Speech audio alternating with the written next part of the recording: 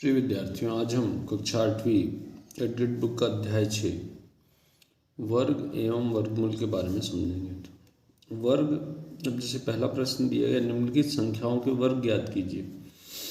वर्ग ज्ञात करना मतलब उसी संख्या का उसी संख्या में दो बार गुना। तो जैसे 43 का वर्ग मतलब 43 गुणित 43, अगर इसको हम गुना करें तो 1849 आता है। और ये गुणा किस प्रकार से होगा, तो हम इस प्रकार से कर सकते हैं कि 43 में 43 का गुणा करें तो 1849 आएगा। इसी प्रकार हम दूसरे सवाल में देखें कि हमको 36 का वर्ग ज्ञात करना है। तो 36 का वर्ग मतलब 36 की घात 2 तो बराबर 36 गुणित 36, और इन दोनों को गुणा करें तो 1296 आता है। तो ये 1296 हो जाएगा। हम दूसरा सवाल देखें। यहाँ दूसरे सवाल में पाइथागोरस त्रिक लिखिए जिसका एक सदस्य 5 है। तो पाइथागोरस त्रिक जो होती है, जिसमें पाइथागोरस के अनुसार अगर एक संख्या दी गई है तो हम पाइथागोरियन त्रिक निकालने के लिए 2m, m का वर्ग ऋण 1 और m का वर्ग धन 1, प्रश्न क्रमांक 104, 105 पर इस विस्तार से और दिया गया है।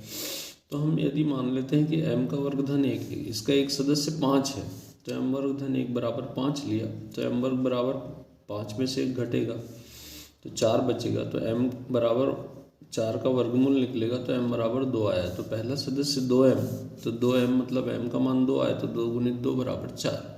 तो पहला एक सदस्य 4 हो जाएगा।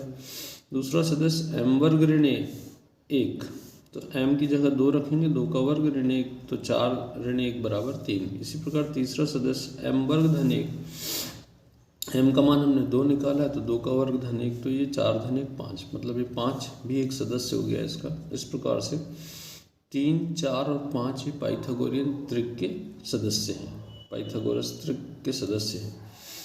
अगला सवाल है प्रश्न क्रमांक 3 में कि अभाज्य गुणनखंड विधि से संख्याओं का वर्गमूल ज्ञात कीजिए। तो अभाज्य गुणनखंड विधि से मतलब हम अभाज्य गुणनखंड ऐसी अभाज्य संख्याएं जिनका भाग देंगे दी गई संख्या में, तो 13 का भाग 169 में देंगे तो 13 बढ़ जाएगा और 13 एक अभाज्य संख्या है। तो इस प्रकार से 169 का जो वर्गमूल होगा, तो 169 का जो गुणनखंड है 169 बराबर 13 गुणित 13 लिख दिया हमने, और इसलिए 169 का वर्गमूल बराबर 13 गुणित 13, तो एक जोड़ी बन गई 13 की, तो इसमें से एक 13 बाहर आएगा। तो इस प्रकार 169 का वर्गमूल 13 होगा। इसी प्रकार 1764, तो इसके अभाज्य गुणनखंड हमने ज्ञात किए, पहले 2 का भाग दिया तो ये आया। फिर इसी प्रकार से हम भाग देते जाएंगे, 2 का जहाँ तक जा रहा, फिर 3 का दिया, फिर 3 का दिया, फिर 7 का दिया, फिर 7। तो इसके जो गुणनखंड आए, इनकी अभाज्य गुणनखंडों की हम जोड़ी बनाएंगे। तो जोड़ी में करनी या वर्गमूल के चिन्ह से बाहर जोड़ी से एक संख्या लिखते हैं। तो एक जोड़ी से 2, इस जोड़ी से 3, इस जोड़ी से 7। इस प्रकार 7 की 21 दूनी 42। तो इस प्रकार से 1764 का वर्गमूल 42 होगा। प्रश्न क्रमांक 4 में दिया गया है कि घटाने की क्रिया द्वारा वर्गमूल ज्ञात कीजिए। तो घटाने की क्रिया भी एक जिसके द्वारा भी हम वर्गमूल ज्ञात कर सकते हैं। तो यहाँ घटाते समय हम कभी भी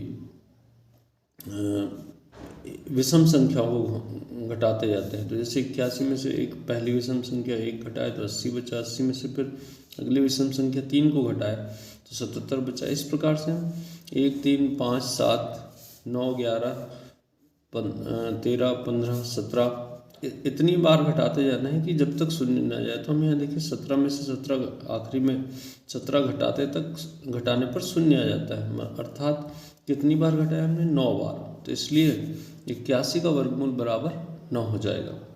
तो 81 का वर्गमूल 9, तो क्योंकि 9 बार घटाया इसलिए। इसी प्रकार हम 5वें सवाल में देखें, वह सबसे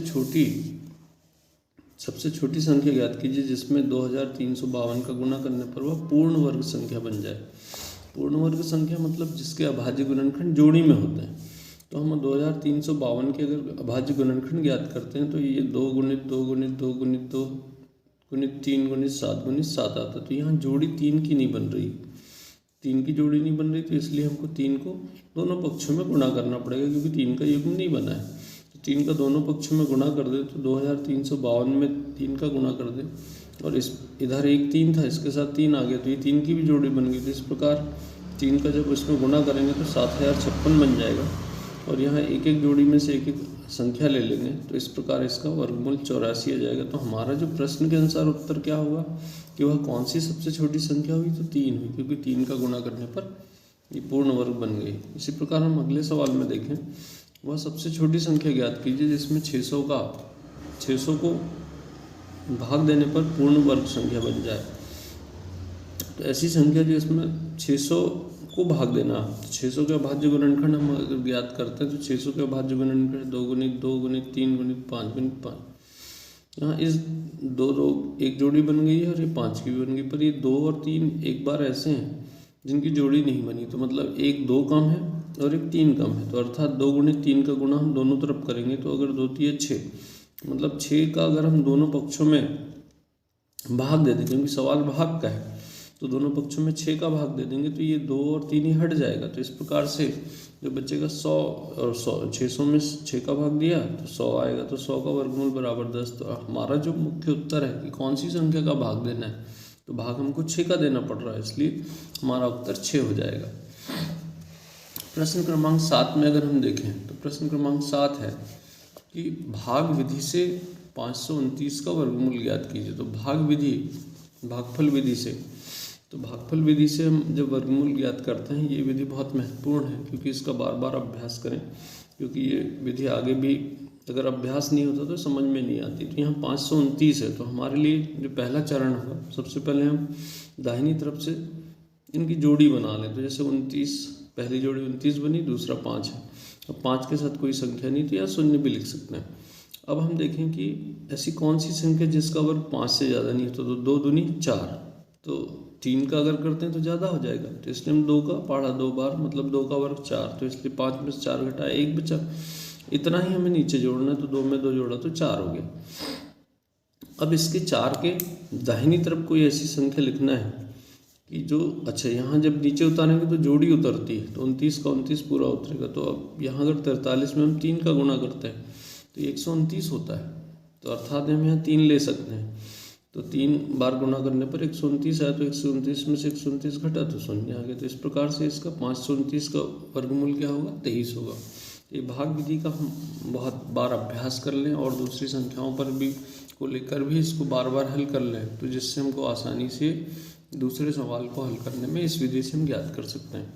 इसी प्रकार हम किसी वर्गाकार पार्क का क्षेत्रफल 2025 मीटर वर्ग है, तो इस पार्क का किनारा या भुजा ज्ञात करना है। अब पार्क वर्गाकार है, मतलब इसका वर्गमूल निकालना है हमको। तो हम 2025 का वर्गमूल भाग विधि से ही कर रहे हैं, क्योंकि इसका और एक बार और अभ्यास हो जाएगा।